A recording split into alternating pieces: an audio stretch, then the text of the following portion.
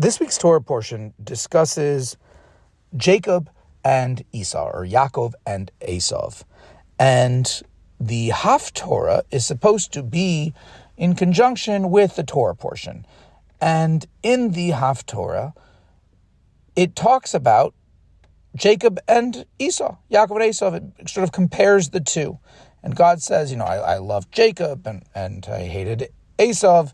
And it seems like the Torah portion is only kind of tangentially related to the Haftorah. And they're supposed to be not just by happenstance, it mentions this name and mentions that name, but there should be an intrinsic connection, something of substance.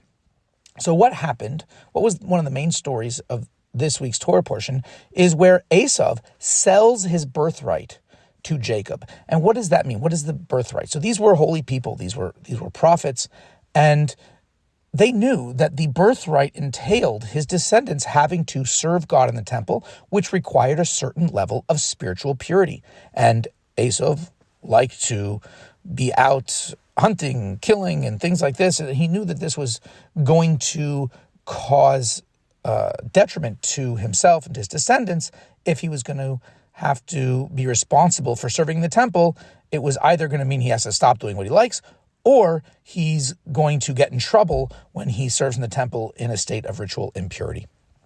So likewise, in the Haftorah, the prophet Malachi is admonishing the Jewish people for their irreverence towards the temple. They're supposed to be building the second temple after the long exile, and instead of being so excited and gung-ho and enthusiastic and really pouring themselves into this situation, they are not treating it with the proper reverence and enthusiasm and excitement. And so God says several times in this Haftorah, he says, I've loved you. He said, come on, I've poured so much love into you, and you should reciprocate, right?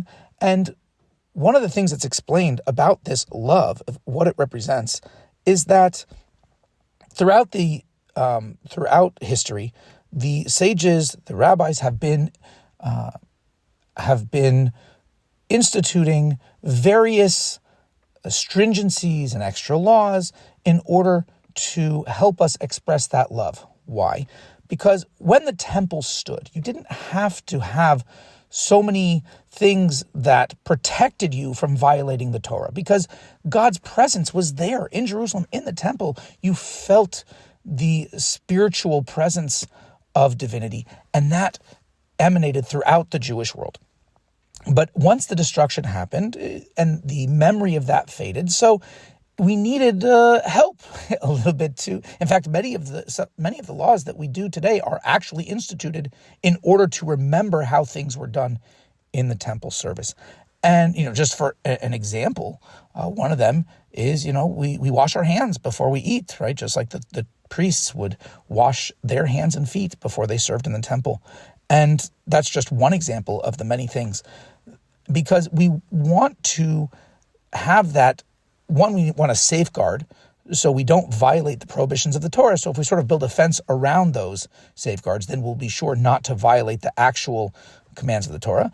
And also, it just helps generate this culture of serving God.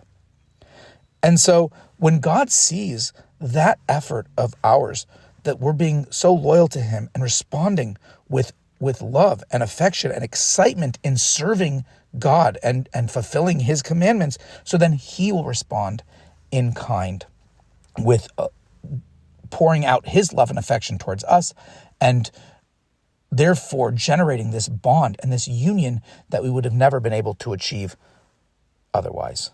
Shabbat Shalom.